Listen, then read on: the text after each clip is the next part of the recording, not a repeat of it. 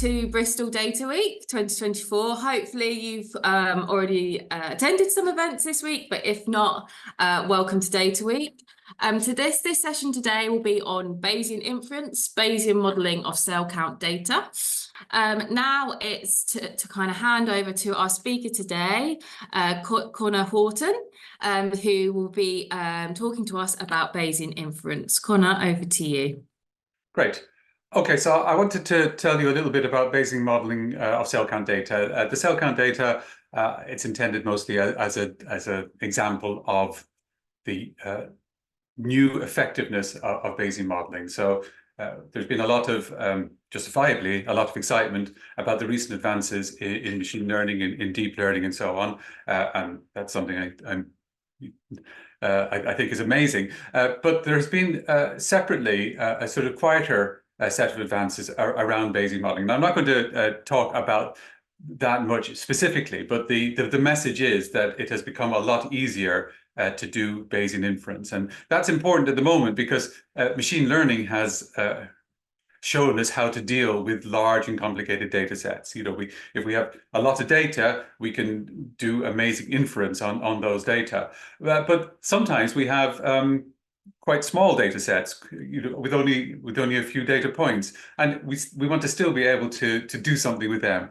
And the best way, I think, to do that, or what I seem to be learning, is that the best way to do that is to use Bayesian approaches. And these Bayesian approaches have become a lot easier to use and have become a lot more effective because of the invention of, as I'll mention as I go along, Hamiltonian hybrid Monte Carlo.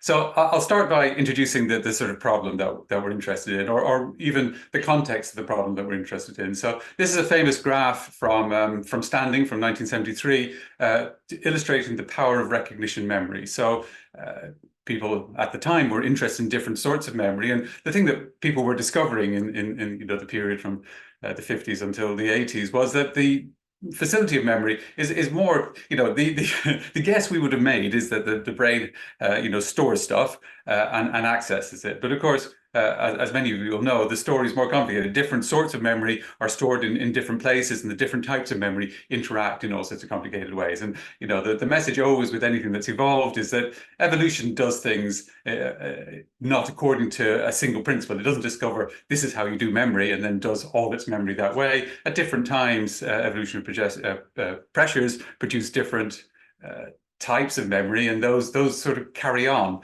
And so memory is complicated. The obvious sort of memory, association memory, where you see something and then you remember something about what you see. Well, we believe that happens, at least in the first instance, in the hippocampus. But what Standing discovered was that we clarified was that we have another type of memory, which is now called recognition memory. And recognition memory is not a memory about something you see, but simply the memory that you've seen it before. In other words, that what recognition memory does is it distinguishes what's novel and what's familiar. And that seems kind of weird that we'd have these two types of memory. But in this graph, what happens here, or what happened here, is he showed people, and this of course was in 1973, so it involved him going out and finding 10,000 pictures, and then making a little 35mm slides of these pictures. And then he sat people down in dark rooms and I hope paid them well to sit and look at these pictures being flashed up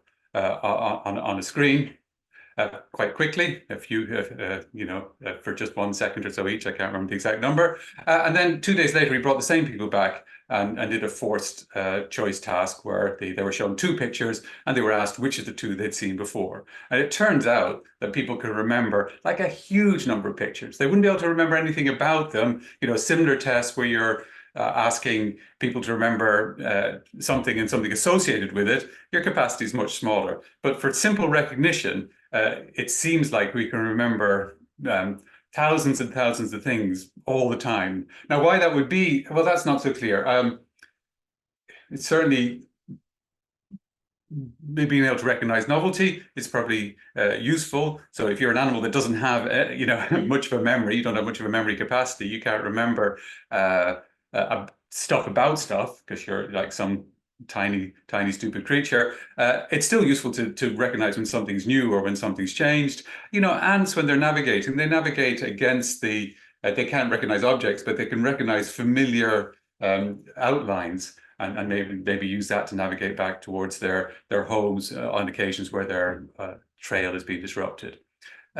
Also, and we'll touch on this again briefly, it's probably useful when you're deciding whether to remember something, to remember first whether you've seen it before. So if you see something lots of times, something becomes familiar, you probably want to prioritize that. And so the recognition memory system might act as some sort of gateway to your association memory. Why you might want to have a separate recognition memory from your association memory? Well, this picture kind of makes that clear. If we're trying to make an associations, we have lots of things and lots of things we have to learn about them, and the number of connections that we have to tune to remember stuff about stuff. Well, it goes like the square of the amount of things. Whereas for recognition memory, you're only remembering one thing, and that's whether you've seen it before. And so the number of connections you have to tune in your brain or in your neural network these days just goes like the number of things. So that's recognition memory, and people are quite interested in recognition memory, partly because we're just interested in how memory systems work. The working memory systems is important. Well, it's a way of understanding how animals work. Obviously, memory is core to what distinguishes complex behavior from simple behavior. We're interested in memory these days because, of course, many neurodegenerative diseases, most obviously Alzheimer's diseases, are diseases of memory. And I think from a sort of computer science point of view, understanding how animals deal with memory might tell us something about how we can more efficiently store things and access them. Another crucial point with recognition memory is it's actually quite easy to do the experiments, and this is a sort of illustration of why that is. Rodents spend or give more attention to things that they feel are unfamiliar or novel. So in this case here, this is the mouse, more typically the experiment done with rats. This rat is climbing on one of the two objects. So what's happened here is that there's been two objects in its environment, and then at some point one of the objects was replaced by this sort of red thing. And now, because that's the novel object, it spends more time interacting with it. So one nice thing about recognition memory is it seems like, memory is something that's quite hard to access in an animal. You have to, checking to see whether an animal remembers something seems quite hard. But for recognition memory, there is an assay for doing that. And here's just a cartoon of the recognition memory system. At the top is the hippocampus, and then there's the entorhinal perirhinal, and so on. And then this is the nucleus reunions. And the people whose data that we're going to talk about were interested in the role the nucleus reunions, this area here, played in the memory system. So these red and yellow areas are areas very typically associated with memory and the prefrontal cortex as well. So these are areas known to play a direct role in memory. The nucleus reunions is connected with all of these areas. And so there was some suspicion that it might play an important role. Even if it wasn't directly storing stuff, it might help decide what gets stored, or might form part of the computation that helps the animal recognize what's new and what's familiar, or recognize what it has to now tag as familiar going forward. And so what the experimentalists wanted to do was to check what role the nucleus reunions played in memory. And so what they wanted to do was to lesion the nucleus reunions. So in some animals, they would damage the nucleus reunions, and then they'd see whether those animals were less capable of, or what parts of their brain would become less excited, or because, so the idea is that some parts of the brain will be more active than others when the animal sees the picture I showed before, of course, is of a behavioral experiment in an effort to find a little bit more about how results that have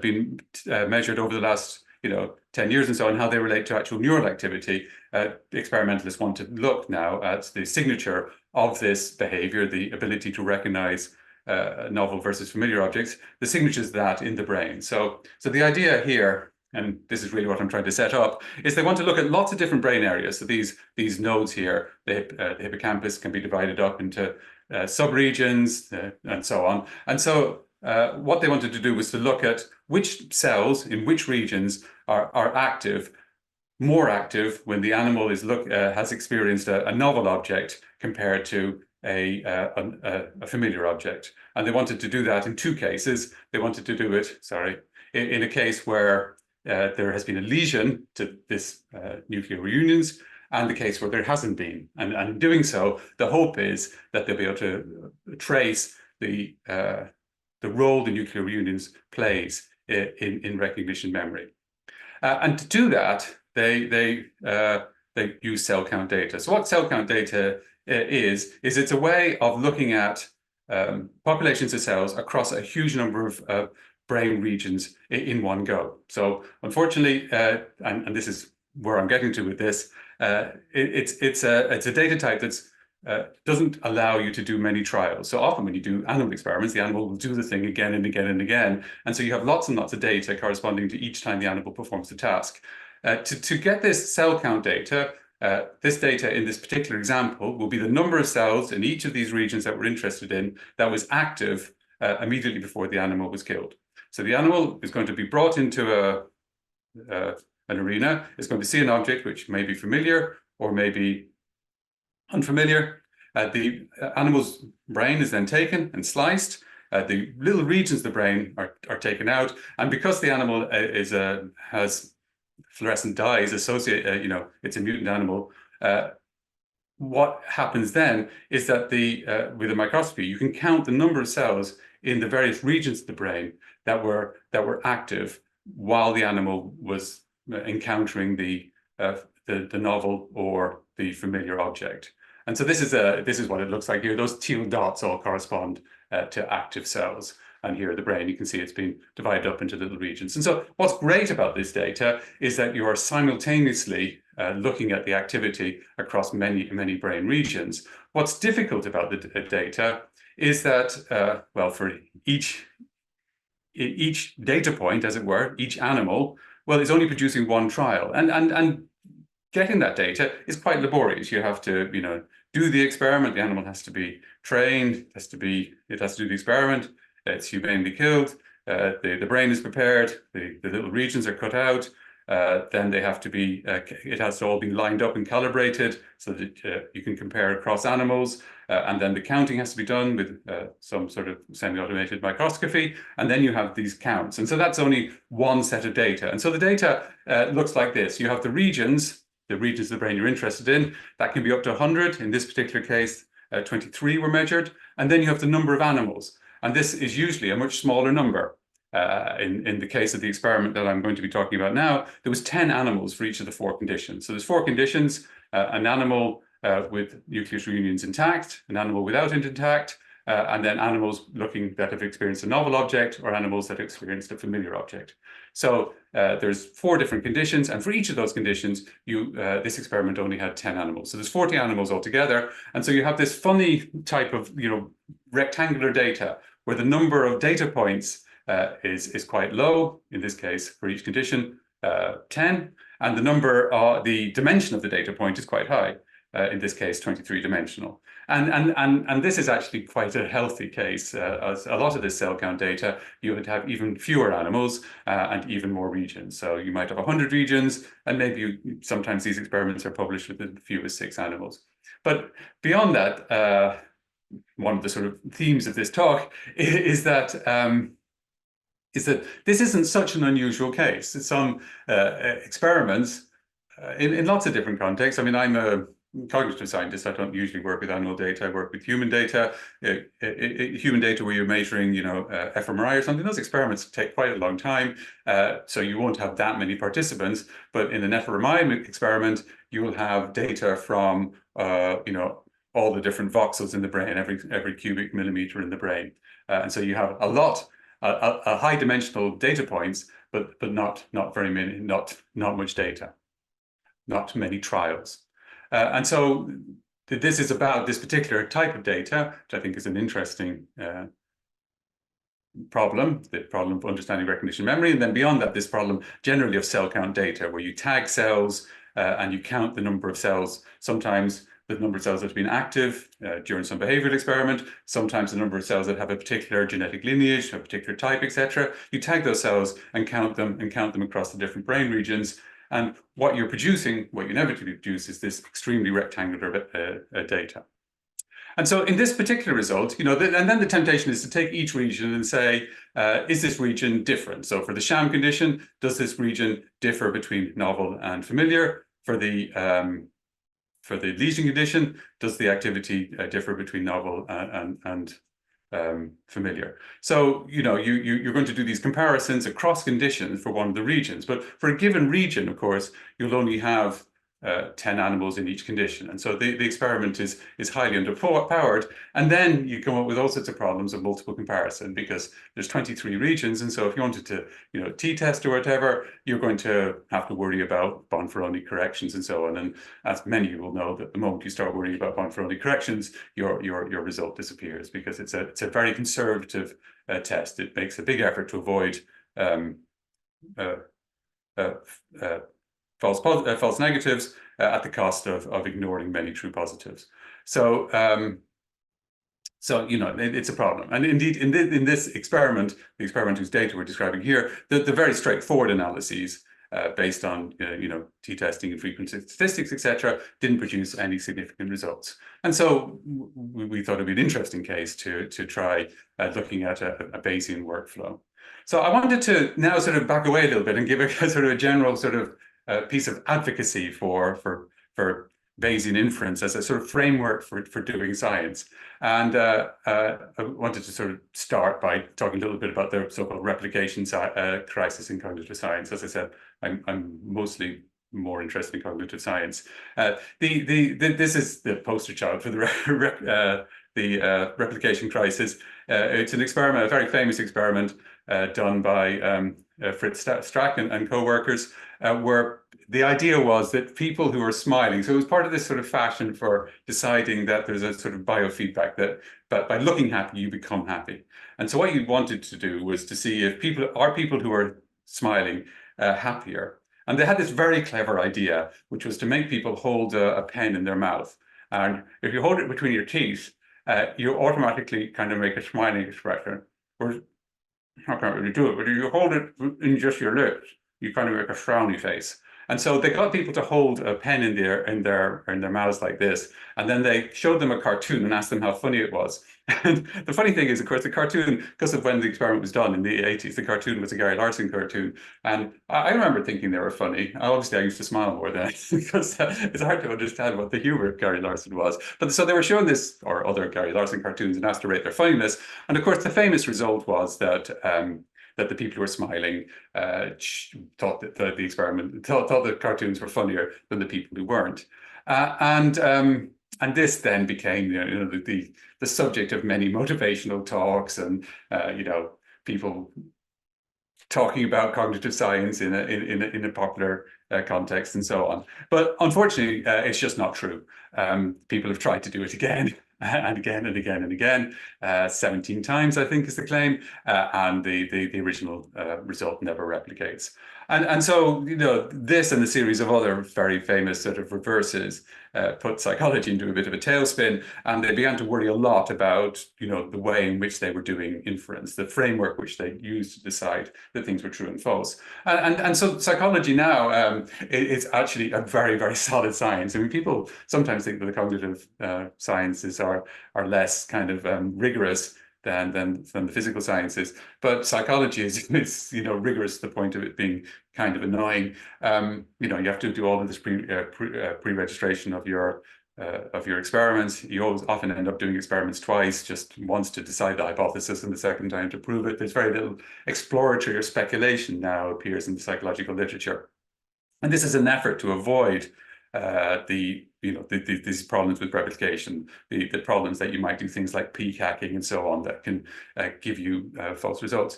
But I think the consequence of that is that it's made this whole thing very tricky. Trying to do statistics now, you do all of this clever stuff, and it's all so difficult to work out what it means. You have all of these different approaches to multi-level modeling or hierarchical modeling and correcting for multiple comparisons and so on. And you're always striving to prove significance, to have a significant result. That's always the goal. And that seems to me to be so inappropriate. I mean, science occasionally produces truths, occasionally we can phrase our science in terms of hypothesis. My own background as a scientist is in particle physics. I started off as a particle physicist, and there are very clear moments where you can decide whether something's true or false. But for, dare I say it, more interesting sciences like psychology, anthropology, that's rarely the case. There's not simple hypotheses that we're striving to prove to be true or false. We're attempting instead to make a description. We're trying to describe our data in a way that allows us to tell a story about it, or to engage in discussion about it, or to fit it into a larger narrative. And so it feels to me that the inferential background we've been using, based around significance testing, is a false one. And instead, what we should be doing is collecting data, saying, these are the data we've collected. This is a model. This is what we understand to be true about the data, or that this is the story we want to tell about the data. And then quantifying how certain we are that story is true. And that it shouldn't come down to things being true or false, or only publishing if it's significant. It should come down to having data, showing that the data you have is good data, and then saying what you think about the data and phrasing it in a way that allows it to be, in some quantitative way, evaluated, but not against some false goal of always proving significance. And so, this is my sort of meta plea for, so there's two parts to what I'm going to say. One is we did a Bayesian model and it works much better. And there's another part, which is morally, or sort of ethically, or maybe for the future of how science works, maybe Bayesian modeling is better. Because Bayesian modeling is about description. And so what you're doing with the Bayesian model is you're saying, here's some data. This data I'm going to represent with X. And you have a model. So your model is, what we think, what we think the data, what we think the processes are doing that produces these data. And the model might have some parameter theta. So, your model might be, you're growing some plants, and if there's light, the plants will grow with height h1, and without light, they'll grow with height h2. And either case is a bit of noise, so you'd expect plants that are in the light to be Gaussian distributed about 2 meters, or, well, let's just keep calling it h1, and plants that grew in the dark to be Gaussian distributed around some other height, h2. And so that's your model. That's saying, this is where we think the data came from, and it leaves some parameters free. The height of the average height of the illuminated plants, the average height of the unilluminated plants, and the variance of the noise around that. And that's represented here by these by theta. So in this model, we have theta, which is the parameters of the model. In the case of the simple example of plants and heights, etc., it's the two different mean heights and the two different variances. And then we have the actual data we measure. We go out and measure some plants. We have to be very clear that the ones that we said grew in the dark grew for sure in the dark. I assume that, of course, if it was completely dark, it wouldn't have grown at all. So it's a silly example, but you know what I mean. And so those are the parameters. And of course, the point is that we can make the model, but then we want to turn the model the other way around. We say, if our model is correct, this is the probability that we get the data we saw, and we want to go from, we saw some data, how likely is it that these are the actual parameters? And of course, if the parameters don't work at all, we'll always get a poor probability given the data that we have. And so we might have to build a new or better model. So we can find the best model with it for our data, and then try and decide whether it's good. So in Bayesian inference, that's all you're ever doing. You have some data, you have some model, and then you're trying to infer the model parameters from the data, and you're doing it in a probabilistic way. So you're going to end up with some probability distribution for the parameters. And of course, as many will this thing is the model, and this thing is the posterior. It's the probability of the model parameters given the data. And the way we go from one to the other is Bayes' rule, hence Bayesian inference. And so here we have the model, here we have the posterior, and then to do Bayes' rule, you need these other things. You need some prior idea of what the parameters of the model should look like before you see the data, and you need some prior probability of the data itself, which you usually can't work out for complicated cases, for realistic cases, but I'll talk about that in a second. So this is my beginning up of Bayesian methods. It's an honest and modest approach to data. You're not pretending to do more, discovering the truth. We never really discover the truth. We only find better and better models. It makes efficient use of the data. I'm going to try and demonstrate that in the case that we're looking at. It's very good for small, incomplete data sets. It's very good for imputation if you have missing data, etc. And it allows for hierarchical models. And again, I'm going to talk a little bit more about that in a minute. And then this is just noting the thing I said at the start, which is that Bayesian inference has got a lot easier. So as I just mentioned in passing, P of x is usually quite hard to work out. It looks in principle like you could work it out by integrating the top line over theta. I mean, and you can, but usually you can't do that integral, either practically or numerically. And so, as many of you will know, the way around that is to use Monte Carlo Markov chain Monte Carlo sampling, which is a way of sampling from theta. So it's getting random values of theta whose distribution will satisfy this probability distribution here. So Markov chain Monte Carlo is kind of an amazing thing. It means that without working out this probability distribution, we can sample from it. And then when we sample from it, we can then use histograms or something, or clever methods, KDE, to see what P theta given X would look like. But the problem with Monte Carlo methods is that they tend, for cases that are at all realistic, to be really, really slow, or they did in the past. So what happens in a Monte Carlo method is you guess a value of theta, and then you accept or reject it according to some rules. And then if you keep doing that, the collection of thetas you end up will satisfy this probability distribution. And the difficult part there is you have to start off with guesses. And that sounds reasonably straightforward. You have some space. This is supposed to be the probability distribution. You have some space, you do some guesses, and then you'll end up using this clever method, keeping the ones that are in the high probability regions and rejecting the ones that are there, which is fine in 2 dimensions. But in higher dimensions, it turns out there's a lot of space in higher dimensions. And so you'll tend to end up making guesses that are useless, and you'll just spend, the age of the universe making useless guesses without really making enough guesses in the right area. So Markov chain Monte Carlo, in a sense, always works because it is a recipe for taking guesses and making sure that they end up giving you the right probability distribution, or being drawn from the right probability distribution. But the caveat is that you do need to make sure that you do it reasonably efficiently and make guesses in the right area. And that's always been hard. But now there's this method called Hamiltonian hybrid. Well, some people call it Hamiltonian, some people call it hybrid. So I've decided to call it both. Because I was trained on the city of Derry, Londonderry, to use hyphens in this context. So this is Hamiltonian hybrid Monte Carlo. It's very cunning. It changes the probability distribution into almost like an energy landscape, and pretends that your guessing process is just wheeling around in this landscape using some dynamics and then stopping every so often and guessing where you are. And it just turns out to be really good. So using a Bayesian model has now become much more straightforward than it was. It's still not. It hasn't got to the point where all the complications have been abstracted away, and I guess that's partly what we're trying to do. Okay, so this is it. This is the model. There's now going to be a sort of more technical interlude while I describe our model, but it'll be punctuated with, or it'll climax, as it were, with the actual sort of graph that shows our result. So this is the Bayes' rule. This is the model in green. These are the priors in blue. I'll talk about them in a bit. And then this orange bit we don't need to think about because we're using HMC.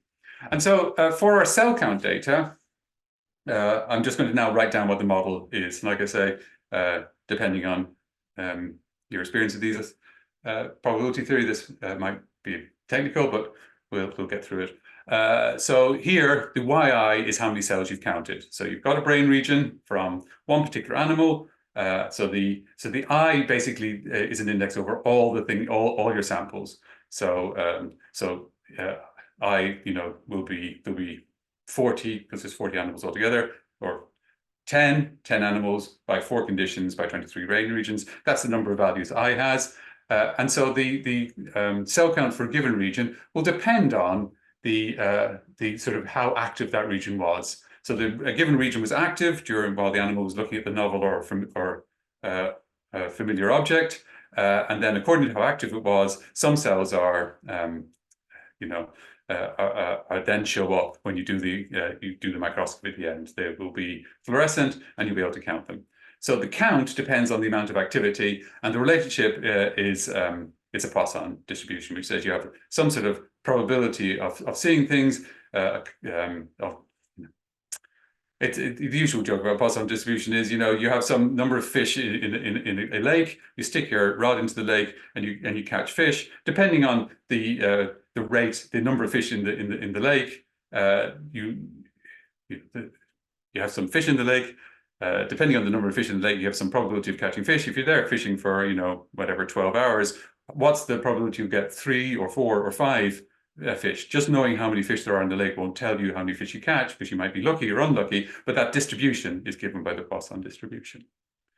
So the Poisson distribution will depend on the how active that piece of the brain has been, and then we have to come up with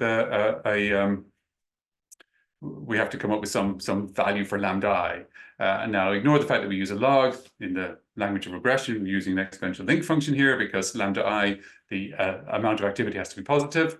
So we make sure that it's positive. And we say that lambda I depends on this theta, which is labeled by which region the sample is from and which group the animal was in. So each animal is in one of 4 groups: sham familiar, sham lesion, etc., and each sample corresponds to one brain region. So theta isn't something that's specific to each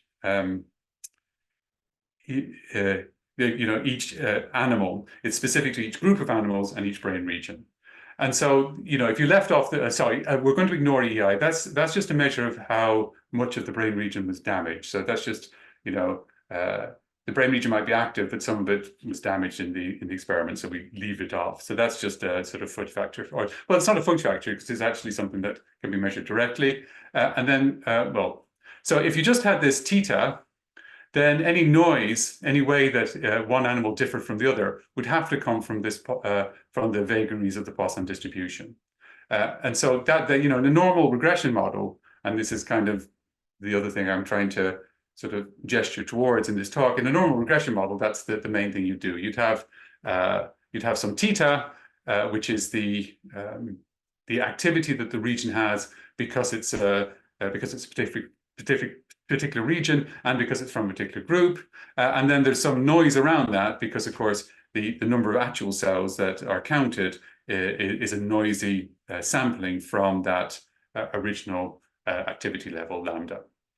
So theta, you might think just it's the end of the story, but in fact, the animals, they differ each to each. Their time in the cage, they might have been, hungry or less hungry, or more engaged or less engaged, or just smart rats or not so smart rats, or they'd been distracted the first time the thing had been there because of something that happened to them earlier when they were meeting with another rat, etc. So, there is actually quite a lot of animal variation that isn't really covered by this sort of brute statistical fact of there being an underlying rate at which the cells are going to be made active, and then you count them.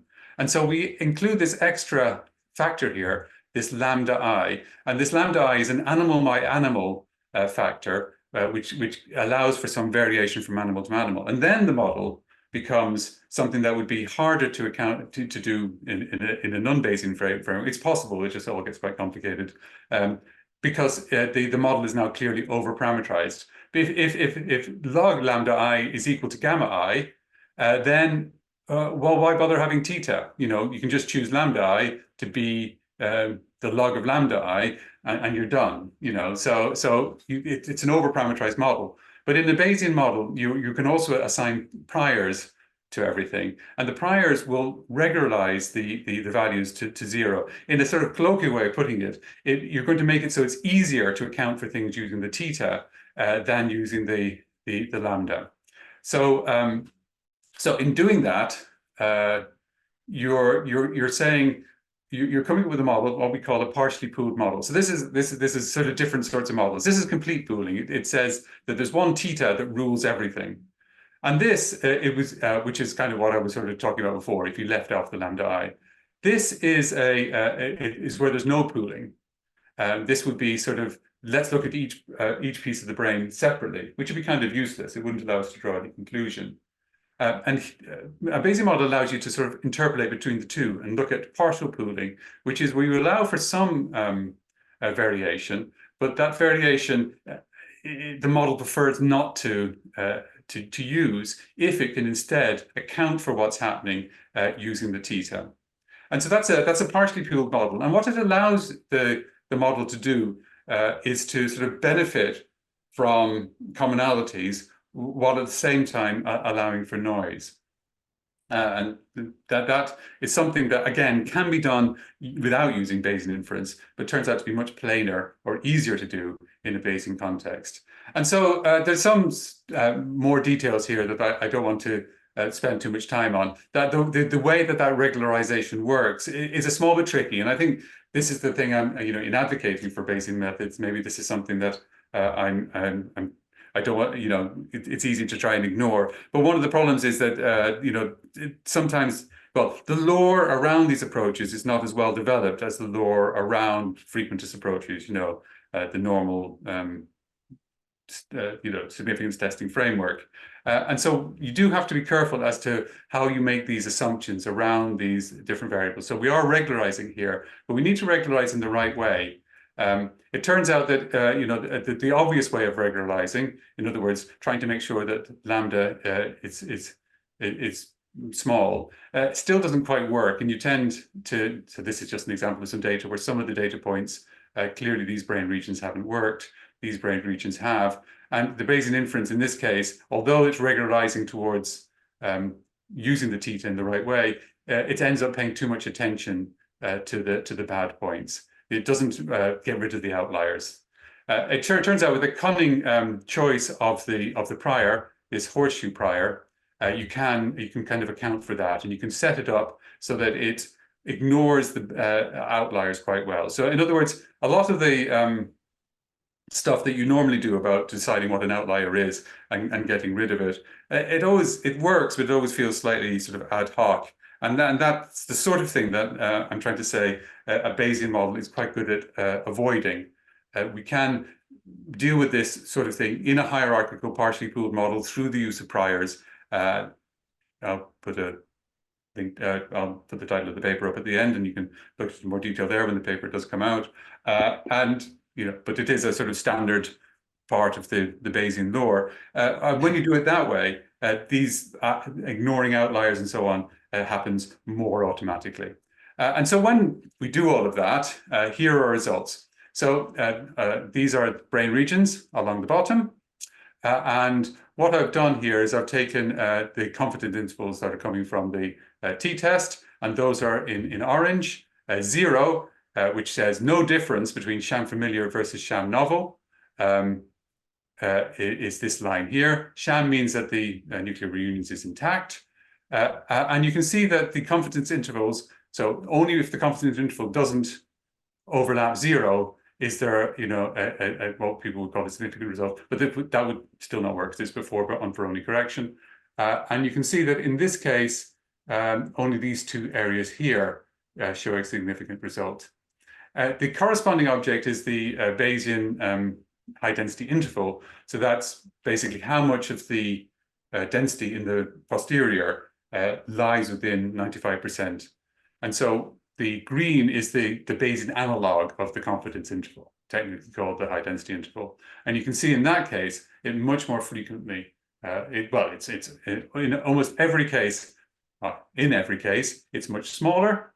And there's many more brain regions it picks out as possibly being implicated in the influence the nuclear reunions has on the on recognition, because you can see here that it doesn't overlap 0. Something seems to be happening here, and then for the lesion case, that disappears. And indeed, these red areas here and the yellow area are part of this sort of core part of the recognition memory circuit. And so this is very much the sort of thing that we would expect. And so the advert here is, the claim is that the Bayesian modeling can produce a much stronger result.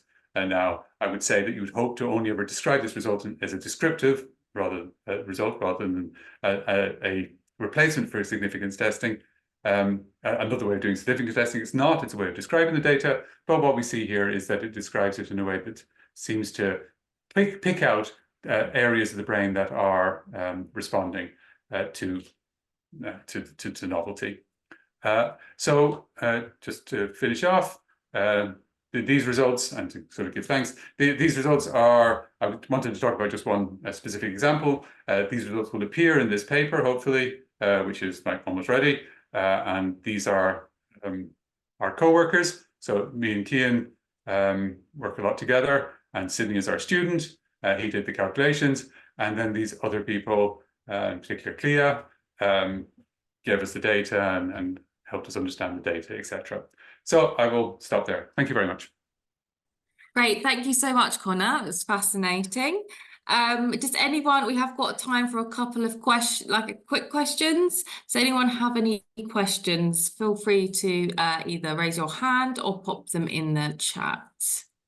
I have a question. Yeah.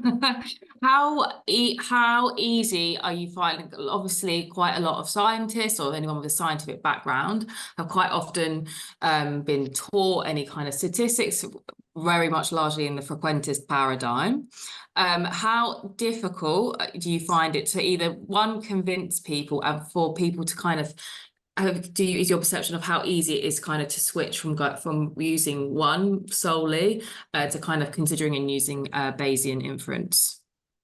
Yeah, so in many ways, Bayesian inference is much more intuitive. You know, people only came upon frequentist statistics later in the 20th century because the calculations that Bayesian statistics involved were too difficult to do, and the problem that I now think has been solved. In other words, you know, if you want to talk about or understand models, when you start talking about what frequent statistics actually does, it can become very complicated. It gets really hard to think about, as you know, deciding, you know, what you're actually doing. And implicit in it, there always seems to be some model of the world that's not stated. So I think, you know, talking to people about statistics, it's a lot easier to explain what you're doing if what you're doing is Bayesian inference.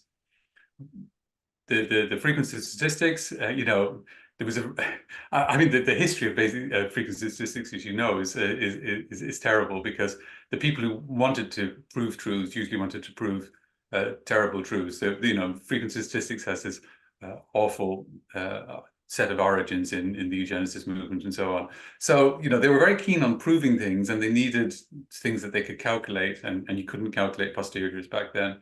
The problem is, of course, that you know, frequentist methods are just so much better established, so people are more used to them, and you know, they're now sort of push button methods. You know, you open R, you put in your data frame, you press some buttons, you know, and you get some numbers, and there's a lot of lore about how you interpret those numbers. Now, the fact it is lore, I think, tells you that what you're actually doing is telling a story or communicating a narrative, rather than really proving things. You know, so although Bayesian statistics is about storytelling, I think frequentist statistics really is as well. But it has the advantage that it's a common language. You know, if we think all we're trying to do is to communicate, well, the great thing about frequency statistics is everybody knows that language. Whereas for Bayesian statistics, that's less true. And but what I'm trying to say is that ultimately it's a better or more effective language. The idea that Bayesian statistics isn't a sort of push-button technology, well, that's certainly true. There's quite a lot of mess, you know. So you have these nice programming languages now. So you have Stan, which is you can use through R in the form of RStan. And then if you're a Julia programmer, which you all should be, there's a library there called Turing. And then in Python, there's PyMC3. And all of these do you know, this Hamiltonian hybrid Monte Carlo sampling that allows you to get answers out reasonably straightforwardly. But you still have to think, you know, for a given type of data, there isn't like an off-the-shelf set of priors and models that you can straightforwardly understand to be appropriate for data. And that's what we're trying to do with this paper. We're saying, here's a class of data that people use a lot. This is the sort of model that works for this. And so people have used these horseshoe priors for other data sets. Now we're saying for cell counts, they work too. And so conversely, the people, who like the people who are writing Stan, the people who are writing Turing, they're sensitive to the fact that at the moment you have to do a little bit of tweaking with the computational stuff as well. There's computational pathologies that you need to avoid, so-called funnels, and they're trying to sort of abstract all that away. So much as at the moment, if you want to do some linear models in or logistic regression in R, you just upload your data frame and type in your which variables is the dependent variable, whatever, and you get the answer. Hopefully soon that will be true of Bayesian approaches as well. And like I say, what we're trying to do is to join in that effort to make that there'd be well-established methods. But to answer your question directly, it is a sort of unfamiliar. That's why I think it's nice that it shows you that you can see things in your data that you couldn't so easily see with frequentist methods. Although partial pooling and hierarchical modeling, there are multi-level frequentist models as well that do something similar. It's just they're very, very hard to understand. I think once you spend a little time with Bayesian methods, you can actually see that these models are easier to understand in that case. Is that? Yeah, perfect. I've got one question we'll do very quickly, and then I'll wrap up. Rob says he's sold and he's thinking about practical applications for his work. In terms of learning resources, what's the best introduction to Bayesian statistics you've read? There's a book by a man called McElreath called Rethinking Statistics, and it's brilliant. I mean, okay. It's a really great book. I mean, there's a sort of the person who really Hamiltonian hybrid Monte Carlo has a funny origin. It started off as a way of doing complicated integrals for people working on quantum chromodynamics, which is the theory of gluons, which are subatomic particles.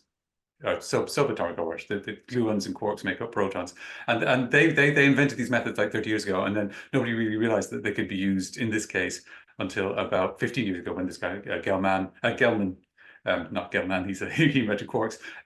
Gelman realized that, and he has a book as well, but that's a much harder book to read. McElreath's book is lovely, and it comes with lectures on YouTube and our worksheets and just all sorts of learning material. So absolutely, McElreath's book, Rethinking Statistics, and it's it's a nice book. Perfect. Well, thank you so much, Connor. It was super interesting. From me, I've just got one more thing to ask for people. If you could please fill out a feedback form. We've got a chance to win a £50 voucher. We run Bristol Data Week every year, and we try and improve it every year, and we can only know what we can do better with your feedback. So that's, if you could do that, would be really great. And I hope to see you at another event this year. And thanks again, Connor.